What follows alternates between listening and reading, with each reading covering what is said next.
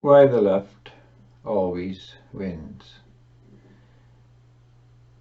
The left and the right have been in a perennial struggle far longer than the terms would suggest.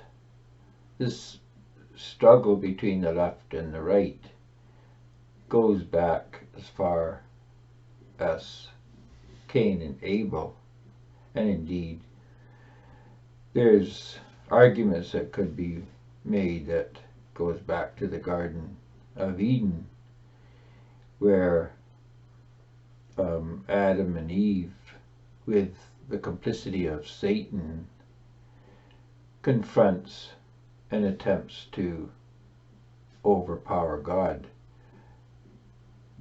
And the process that was used in this was what's called a quorum, or a voting majority. And through democracy and the sense of entitlement and their basic ego, Adam and Eve sought to take away God's ownership rights by saying they had a claim on the tree of the knowledge of good and evil.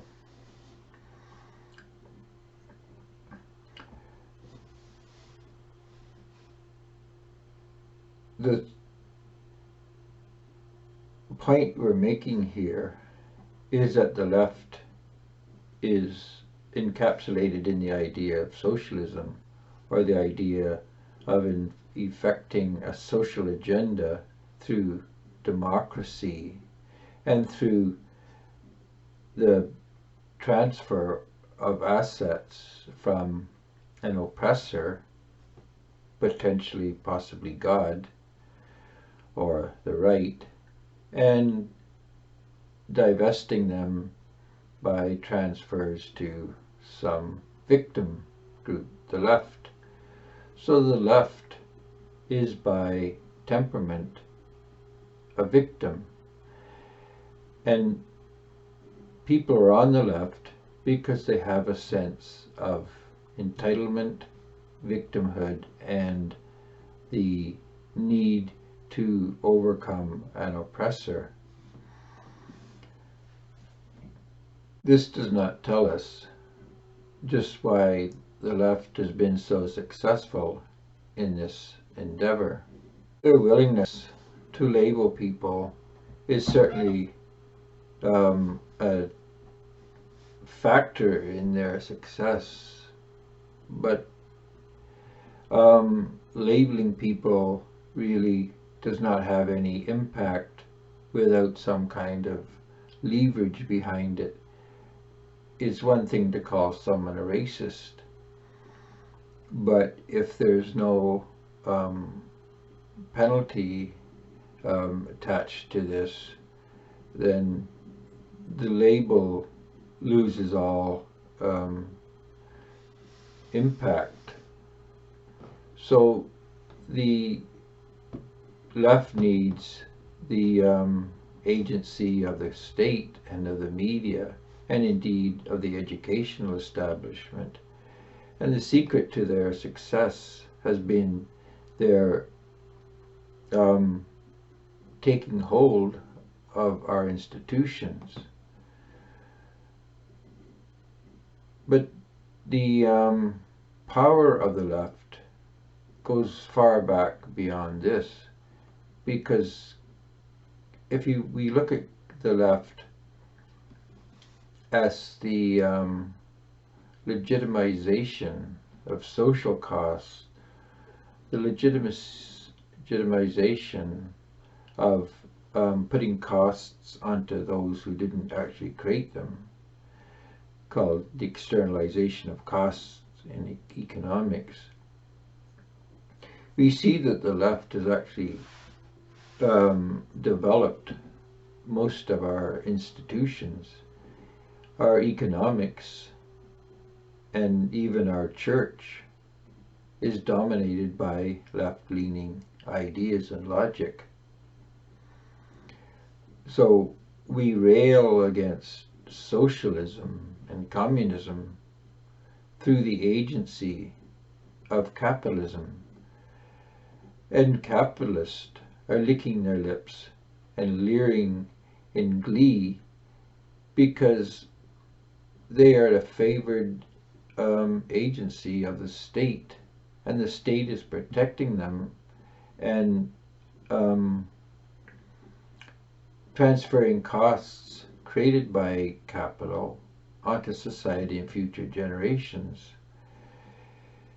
And those few who dislike capitalism and see it as an exploitative institution go over to socialism and communism and shake their fist at those who they say are on the right. But it's just a different form of socialism. And yes, socialism is not friendly to capitalism, and capitalism may be the archenemy of socialists and communists. But for the actual right, this is it's a deal made in hell, because either side is socialist. Both options promote a left-leaning logic in which the state becomes a mandatory element of society, and their social agenda becomes a policy to pursue. So what we're saying here is that the left is winning because there isn't any opposition. There's a defensive strategy the right pursues to slow down the worst abuses, but there isn't any right army, as it were. There's no right political or economic force, because there's no ideology on the right. Christianity is supposed to be the expression of the right, the culture of the right, but we've abandoned this largely. We don't really preach the Word of God, and the Word of God that we do preach is made of no effect because we don't live the Word of God. We're to live by helping each other.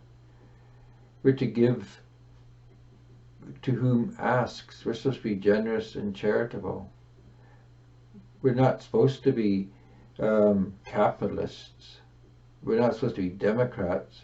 We're not supposed to be Republicans. We're Christians. The Christian label precludes all other labels. There is no other label for a Christian but Christian. We're Christ's people. We can't have a divided loyalty. And it's this divided loyalty that the Christian engages in that is the secret weapon of liberalism. So long as they can get Christians to adopt another philosophy, another ideal, another agenda, another label, they've won. That's all Satan has to do. Get the Christian to acquire a divided loyalty, and it's game over.